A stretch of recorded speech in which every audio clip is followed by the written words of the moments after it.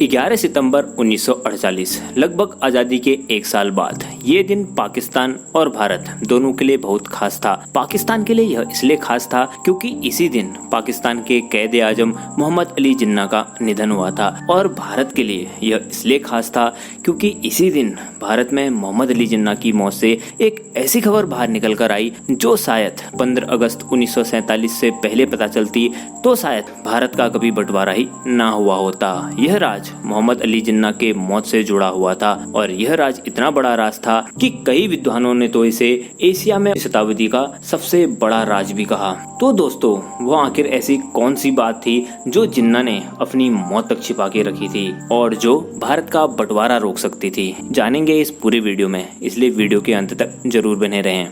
पाकिस्तान एक नया देश बना था और इसके पीछे सोच थी तो सिर्फ और सिर्फ मोहम्मद अली जिन्ना की, क्योंकि पाकिस्तान नाम सबसे पहले रहमत अली चौधरी के द्वारा साल 1940 में बनाया गया और साल 1947 आते आते मोहम्मद अली जिन्ना पाकिस्तान का राग इतना दोहराने लगे थे कि अंग्रेजों के पास विभाजन के अलावा कोई और विकल्प नहीं था। लेकिन भारत पाकिस्तान का विभाजन करना इतना आसान नहीं था, इसलिए मार्च 1947 को इस काम के लिए लॉर्ड माउंटबेटन को भारत भेजा जाता है। माउंटबेटन को पहले से ही पता था कि मोहम्मद अली जिन्ना कितनी टेढ़ी खीर है और इसका उदाहरण उन्होंने 2 जून 1947 की रात को ठीक सोमवार के दिन देख भी लिया था। लॉर्ड माउंटबेटन अपने ही घर में मेज के एक तरफ बैठे हुए थे और उनके सामने बैठे हुए थे मोहम्मद अली जिन्ना। माउंटबेटन से पहले भी मोहम्मद अली जिन्ना के सामने ब्रिटेन के द्वारा विभाजन को लेकर कई सारे प्लान रखे गए थे, लेकिन जिन्ना थे जो मानते ही नहीं थे।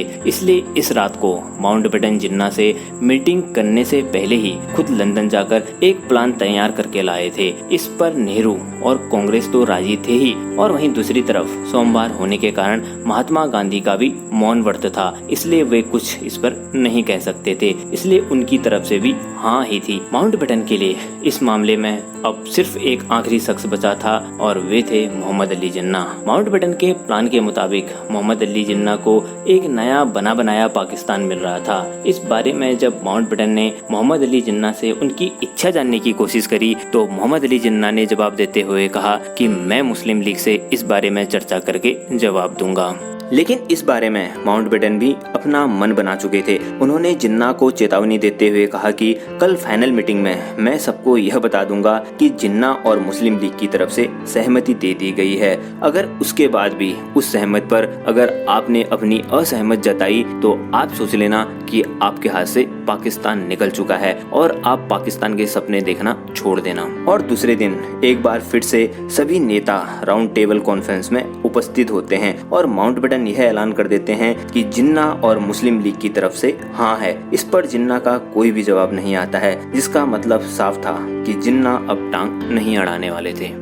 अब आप यह सोच रहे होंगे कि आखिर मैं जिन्ना की इस कहानी पर इतना क्यों जोर दे रहा हूँ। इस कहानी को सुनकर आपको लग गया होगा जिन्ना मतलब था पाकिस्तान। अगर शायद पाकिस्तान के लिए जिन्ना इतने पागल ना होते तो शायद भारत का कभी विभाजन ही ना होता और भारत के विभाजन का यही राज मोहम्मद अली जिन्ना के सीने में छुपा हुआ था, जो शायद अगर समय रहते ही बाहर आ चुका होता तो कभी भारत का शायद विभाजन ही ना हुआ होता। लैरी कॉलिंस और डोमिनिक लेपरी अपनी किताब फ्रीडम एट मिडनाइट में लिखते हैं कि जुलाई 1947 के अंतिम दिनों में एक विमान मोहम्मद अली जिन्ना को मुंबई ले जा रहा था। यह यात्रा पूरी तरीके से सीक्रेट थी। किसी को भी यह पता नहीं था कि आखिर वे मुंबई क्यों जा रहे हैं। लगातार पिछले 50 सालों से सिगरेट और सिगार का सेवन करने के कारण उनके दोनों फेफड़े पूरी तरीके से खराब हो चुके थे। जब वे मुंबई पहुंचे तो तब उन्होंने अपना इलाज एक पारसी डॉक्टर रतनजी पटेल से करवाया। तब उन्हें पता चला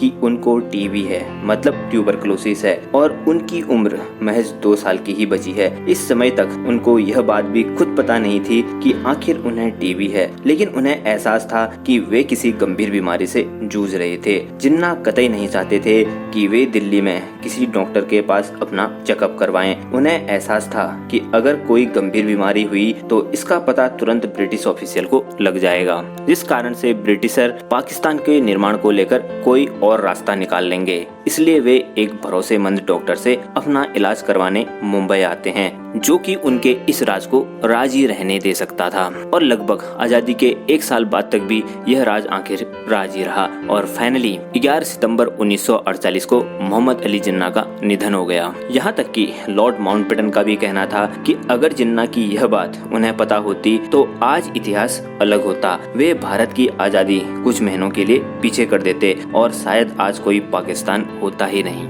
दोस्तों, आप खुद ही सोचिए, एक ऐसा इंसान जो भारत पाकिस्तान विभाजन की बात करता हो और उसका यह राज कि वह सिर्फ 1 या 2 साल का मेहमान हो, अगर यह राज सबको पता चल जाए तो क्या उसकी यह पाकिस्तान बनाने की जिद मान ली जाएगी? शायद इसका जवाब होगा ना। इसलिए इस राज को 20वीं शताब्दी का एशिया का सबसे बड़ा राज भी कहा गया। दोस्तों, आपका इस पर क्या कहना है? अपना जवाब हमें कमेंट बॉक्स में जरूर दें। और हाँ, वीडियो पसंद आई हो तो उसे लाइक कर दें और चैनल को जरूर सब्सक्राइब कर दें। जय हिंद।